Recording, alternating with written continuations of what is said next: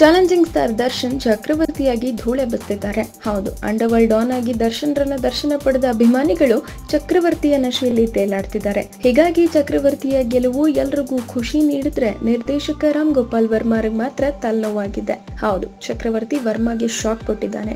ಯಾಕಪ್ಪ ಅಂದ್ರೆ Darshan ಚಕ್ರವರ್ತಿಯಲ್ಲಿನ Don ಪಾತ್ರಕ್ಕೂ RGV ನಿರ್ದೇಶನದಲ್ಲಿ ಬರಬೇಕಿದ್ದ ರೈ ಚಿತ್ರಕ್ಕೂ ಲಿಂಕ್ ಇರೋದು.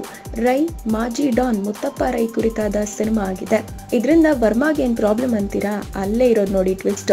ಚಕ್ರವರ್ತಿ ಸಿನಿಮಾದಲ್ಲಿ ದಚ್ಚು ಮಾಡಿರುವ ಚಕ್ರವರ್ತಿ ಬೇರಾರು ಅಲ್ಲ, ಮುತ್ತಪ್ಪ ರೈ ಅವರದ್ದೇ ಅಂತ ಮಾತನಾಡ್ಕೊಳ್ತಿದ್ದಾರೆ ಕೆಲವರು. ಹೀಗೆ ವರ್ಮಾಗಿಂತ ಮುಂಚೆಯೇ ದರ್ಶನ್ ಟೀಮ್ ಸುಳಿವು ಬಿಟ್ಟು ಕೊಡದೆ ರೈ ಬಗ್ಗೆ ಸಿನಿಮಾ ಮಾಡಿ ರಾಮ್ ಗೋಪಾಲ್ ವರ್ಮಾಗೆ ಮಣ್ಮುಗಿಸಿದ್ದಾರೆ.